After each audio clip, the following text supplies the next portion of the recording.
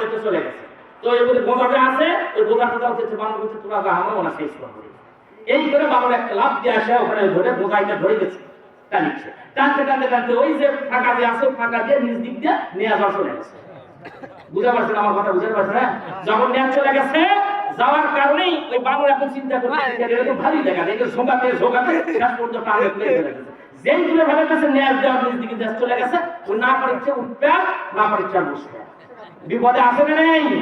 বাংলাদেশের অনেক সংগঠনের ভেতরে একটা মানে সংগঠনের লোকজন খুবই বেকায়দায় আছে। তারা বাংলাদেশ থেকে পালিয়ে চলে গেছে, ওর থেকে আসতে পারতেছে না। আর দেশে যারা আছে তারাও ভালো মতো নাই, তারাও শেখার মধ্যে আছে। কথা বল ঠিক কিনা? এরা হলো বানরের মতো মানকে সিপেট করছে। কথা বল ঠিক কিনা?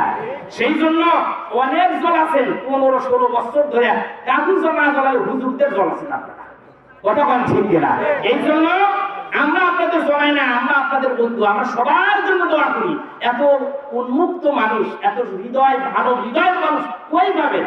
আমরা কারোর জন্য পৃথিবীর যত মানুষ আছে সব মানুষদেরকে আমরা বলি আল্লাহ কোরআনের জ্ঞান দাও।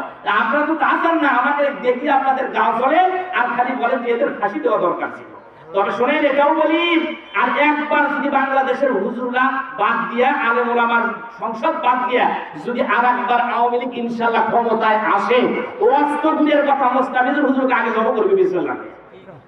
দাড়ি টুপি যেখানে থাকবে এদের বাঁচার কোনো কায়দা থাকবে না। কথা বল ঠিক কিনা? মানে এদের 16 বছরে যা চলাছে ওদের কোনো সমস্যা হয় না। আমরা যদি একটু কথা বলি তাই কয় হুজুররা কোরআন দিয়ে রাজনীতি করতেছে। জোরে কোন নাউজুবিল্লাহ। আপনি কি মনে করছেন? আপনি কি মনে করেন না যে কোরআন শরীফটা খালি নামাজ, রোজা, তাসবিহ, তাহলিল, জিকির, আজকার, বিয়া, শাদী, সুদ, ঘুষ এগুলাই আছে? সুদ ঘুষও তো মানেন না, দেশটা খেয়ে শেষ করে ফেলেছেন। কথা বল ঠিক কিনা? আসল কথা যদি কই, এখন আর পেটের মধ্যে যাবি না হলো মই। সেই জন্য সবগুলা দাওয়াত দেখিলাই আগে সাউদি আর দই। কথা বল ঠিক কিনা? এই জন্য এখন আর কোনো বিপদ নেই। যাই হোক, কিছু কথা বলি, আগে বলা লাগছে অ্যাঙ্গেলে, কিন্তু এখন আর সে সময় নাই। ওরা এসে রাজনীতির বক্তব্য দিয়ে খুবই চলে যাওয়ার পরে, আর আমি কোরআনের কথা, মুসলমানের বাচ্চা, তোমার শরীরের মধ্যে মুসলমানের রক্ত যদি হয় তুমি কেন নিষেধ করো যে হুজুর কোরআন দিয়ে রাজনীতি করবেন না? কেন এই কথা বলো? তোমার যেরকম অধিকার আছে স্বাধীন দেশের, আমাদের ওই রকম অধিকার আছে আমরা কোরআন দিয়া আল্লাহ কালাম থেকে রাজনীতির কথাগুলো বলে দেই। কথা বলেন ঠিক কিনা? প্রিয় ভাই, আসুন আমি আলোচনার দিকে চলে যাচ্ছি। আমি কোরআন শরীফের একটি সূরা, সূরাটার নাম হলো সূরা আন-নাহল। কি সূরা? বাড়ি দেয়া যাবেন সূরা আন-নাহল। নাহল মানে কি মনে নাই? হাইয়া আস্তাগফিরুল্লাহ। এতগুলো মানুষ একজনও বলে পারতেছেন না, তাহলে তো কোরআন থেকে আমরা দূরে সরিয়েছি। আচ্ছা, প্রত্যেকদিন কোরআন শরীফ পড়েন একজন মানুষ হাত তুলে কোন যে আসি হুজুর আমি একজন কোন দেখো তোমরা তো মানুষের ছাত্র বোমরও বিদের মধ্যে আপনি প্রতিদিনই পড়েন, অনুবাদ সহ পড়েন? হ্যাঁ, আলহামদুলিল্লাহ বলেন, একজন পাচ্ছি, একটা মেটাফর পাচ্ছি, অনুবাদ সহ প্রত্যেকদিন আপনি 3 আয়াত হলেও পড়বেন, বেশি পড়ার দরকার নেই।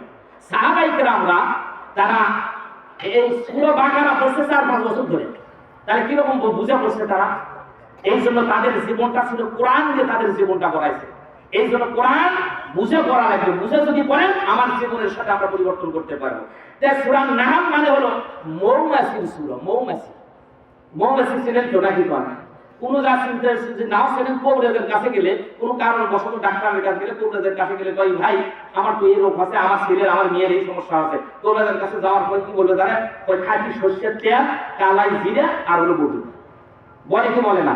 কালাই জিরার মধু সম্পর্কে দোকানিতে আসতে নবীজি বলেছেন, কেউ যদি কালাই জিরা আর মধু যদি খায় আল্লাহ পাক তার মৃত্যুর ছাড়া সব রোগ ব্যারাম আল্লাহ পাক ভালো করে দেবে। আর না আসতে কোন কিডনি আবার সাইকি দেয়। জোরে বলেন সুবহানাল্লাহ। কত বড় ডাক্তার ছিল, আজকে তো ডাক্তারের সাথে প্রমাণ করে দেখেছে যে হ্যাঁ, একজন মানুষ যদি মধু খায় আর যদি কালাই জিরা খায় তার জীবনে কোনোদিন চোখের সমস্যা হবে।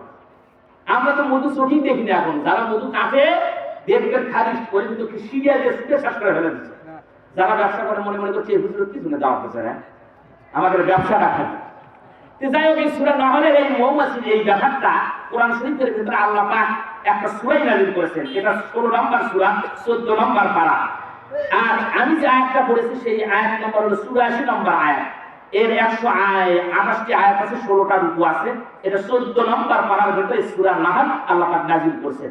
এর আমি যে আয়াতটা পড়েছি সেই আয়াত নম্বর হলো 84 নম্বর আয়াত। বাসায় নিয়ে যাবেন, বউ যা আছে কালকে যা বলতে পারে, লোকজন জিজ্ঞাসা করলে যে মোস্তাফিজুল হুজুর কোন সূরা থেকে আলোচনা করছে, বলবেন যে সূরা নাহল আয়াত নাম্বার ৮৪। বাস ক্লিয়ার। এখন আসেন আল্লাহ পাক বলছেন কি, ওয়া ইয়াউমা নাবআসু মিন কুল্লি উম্মাতিন শাহিদা।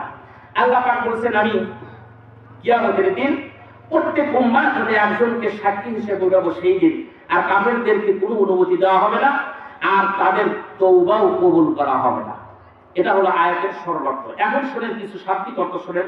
ওয়া মানে এবং, ইয়াউমুন মানে দিন, নাবআসু মানে তাদেরকে উঠানো হবে, মিন মানে হতে, কুল্লু মানে প্রত্যেক, উম্মাত মানে উম্মাত, শাহিদান মানে সাক্ষী হিসেবে। আজকের আলোচনার বিষয় হলো আমার একটা শব্দ, সেটা হলো উম্মাত নিয়ে। এই উম্মাত আলিফ মিম আমতা, এই উম্মাত সম্পর্কে আজকের আলোচনা। সূরা নাহলের ৮৪ নম্বর আয়াতের উম্মাত সম্পর্কে। আমরা তো দাবি করি যে আমরা সব হলো নবীজির উম্মাত, কথা বলেন ঠিক কি? আমরা বলি না নবীজির উম্মাতের কিছু কাজ আছে। আল্লাহ পাকের নবী অসংখ্য হাদিসের ভিতরে বলেছেন যে কারা আমরা নবীর উম্মাত নয়। আজকের আলোচনার বিষয় হলো নবীর উম্মাত কারা নয়। আজকে হিসাব করে দেখেন, আমি এই বিষয়ে কিছু আলোচনা করব।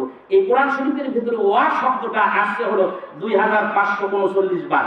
ইয়াউমুন মানে দিন, এই শব্দটা আসছে হলো কোরআন শরীফের ভিতরে 517 বার। নাবআসু এই শব্দটা কোরআন শরীফের ভিতরে আমি 15 বার পেয়েছি। মিন পেয়েছি 108 বার, কুল্লু পেয়েছি 231 বার, উম্মাতুন পেয়েছি হলো 17 থেকে 26টা আয়াত পেয়েছি। শাহিদুন শব্দটা পেয়েছি 33 জায়গায়। কম বেশি হতে পারে, আমি যেগুলো বের করছি সেইগুলো তো আপনাদের জানাই দিলাম। এখন আসেন কারা নবীজির উম্মাত নয়। নবীজি বলেছেন এই পৃথিবীর ভিতরে এক হাদিসের ভিতরে পাবেন না, বিভিন্ন তাফসীরের ভিতরে, হাদিসের কিতাবের ভিতরে থেকে আমি সংগ্রহ করে করে আপনাদের এখানে নিয়ে আসছি। নবীজি বলেছেন এক হাদিসের মধ্যে না, বিভিন্ন হাদিস থেকে বিভিন্ন রকমের, তার মধ্যে মোট একত্রিত করে আমি দেখেছি যতগুলো পেয়েছি, তারা হলো 18 শ্রেণীর মানুষকে নবীজি উম্মাত বলে পরিচয় দেননি। কয় শ্রেণীর মানুষ? 18 শ্রেণীর মানুষ নবীর উম্মাত নয়। নাম্বার 1 শুনেন, যারা বিপদে পড়ে, যারা সবর না করে, বিপদ আপদ মুসিবত আছে না নাই? আর মুসিবত বিপদ এটা পৃথিবীর কোনো মানুষের হাতের মধ্যে আসে না। এটা যার যেভাবে কপালে লেখা আছে সেই জায়গায় বিপদে তার করতেই হবে, কথা বলেন ঠিক? আর ধৈর্য আপনাকে অবশ্যই ধরতে হবে। কারণ হলো আল্লাহ পাক বলছেন ওয়াল আসরি ইন্নাল ইনসানা লাফি খুসর, যে প্রত্যেকটা মানুষ সময়ের কসম করে বলেছেন সময় হলো পৃথিবীর ভিতরে সবচেয়ে দামি সম্পদ, আর এই সময় একবার চলে গেলে আর ফিরে পাওয়া যায় না। এই জন্য সময়ের কসম করে বলে ইন্নাল ইনসানা লাফি খুসর, প্রত্যেকটা মানুষ ক্ষতিগ্রস্তের মধ্যে আছে। সব মানুষ এখানে হুজুর, বক্তা, আলেম, হুজুর, খেজুর, হাফেজ, মাওলানা, মুফতি যে আছে, আমেরিকার প্রেসিডেন্ট থেকে শুরু করে বাংলাদেশের একবার ছোট্ট একটা মানুষ পর্যন্ত মানুষ যায়, সব মানুষ এক করে ক্ষতিগ্রস্ত। আল্লাহ পাক বলছেন ইল্লাল্লাযিনা আমানু, যারা ঈমান আনছে তারা ক্ষতিগ্রস্ত হবে। বলেন আল্লাহু আকবার। ইল্লাল্লাযিনা আমানু ওয়া আমিলুস সালিহাতি ওয়া তাওয়াসাউ বিল হাক্কি ওয়া তাওয়াসাউ বিস সাবর। ঈমান আনা লাগবে আর সৎ কাজ করা লাগবে। আর যারা বিপদ মুসিবতের মধ্যে পড়ে যারা ধৈর্য ধারণ করবে, আল্লাহ পাক তাদেরকে বলেছেন না, এরা ক্ষতিগ্রস্ত করতে নাই। আর এই ধৈর্য আপনার ধরতেই হবে। আর অনেক মানুষ আছে বিপদে পড়ে, মুসিবতের মধ্যে পড়ে আমরা কাপড় পর্যন্ত ছিঁড়ে ফেলে দিই। আর বিশেষ করে মা বোনরা আছে, মা বোনরা শেষ পর্যন্ত নিজের চুল পর্যন্ত ছিঁড়ে ফেলে দেয়, আছে না নেই? এই জন্য নবীজি বলেছেন যে যারা বিপদে পড়ে, মুসিবতের মধ্যে পড়ে যারা মাথার চুল ছিঁড়ে ফেলে দেয়, শরীরের চামড়া পর্যন্ত ছিঁড়ে ফেলে দেয়, কাপড় ছিঁড়ে ফেলে দেয়, বুকের ভিতরে থাপড়ায়, এরকম মহিলা আছে না নাই? ছেলেদের মধ্যেও আছে যারা এরকম বিপদের মধ্যে পড়ে ধৈর্য ধরবে না। নবী বলছেন যাদের ভিতরে ধৈর্য নাই তারা আমার উম্মাত নয়। এক নম্বরে গেল। এখন শোনেন ধৈর্যের আবার সওয়াব আছে। ইবনে আব্বাস রাদিয়াল্লাহু তাআলা বলেছেন সবর হলো 3 প্রকার। কয় প্রকার? সবর হলো 3 প্রকার। এক নম্বর সবর হলো ফরজ কাজের জন্য আপনার ধৈর্য ধরা লাগবে। এই জন্য পয়গম্বর বলেছেন কেউ যদি ফরজ কাজে যদি সহযোগিতা করে, ফরজ কাজ করার জন্য যদি কেউ ধৈর্য ধরতে পারে, পয়গম্বর বলে 300 গুণ সওয়াব আল্লাহ পাক তার আমলনামার ভেতরে দিয়ে দিবে। আপনার ছেলে মেয়ে যাই থাক না কেন, কোন বিপদের মধ্যে পড়ছেন, বলে বা ইসবের, ধৈর্য ধরো, ধৈর্য ধরলেই হয়। বলেন আল্লাহু আকবার। পয়গম্বররা কম ধৈর্য ধরে নাই, পয়গম্বরদের উপরে বিশাল পাহাড় চলছে, কম কষ্ট তারা দেয় নাই, প্রচুর কষ্ট দিয়েছে নবীদেরকে। সাহাবায়ে কেরামদেরকে। এজন্য তারা ধৈর্য ধরছে, আর আল্লাহর নবী তাদেরকে দুনিয়ার ভিতর থেকে জান্নাতের সার্টিফিকেট দিয়ে সাহাবায়ে কেরামদেরকে আল্লাহ পাক জান্নাতি হিসেবে ঘোষণা করে দিয়েছে। এই জন্য সবর যদি ধরতে পারে ফরজ কাজ কি? দিন প্রতিষ্ঠা করা সব ফরজের বড় ফরজ। নামাজ যেরকম ফরজ, রোজা যেরকম ফরজ, হালাল খাওয়া যেরকম ফরজ, বিয়ে শাদী করা ফরজ, এই ফরজ থেকেও দিন কায়েম করা আপনার আরো 14 গুণে বেশি ফরজ। সেই দিন কায়েমের ব্যাপারে আমরা নাই, কথা বলছি।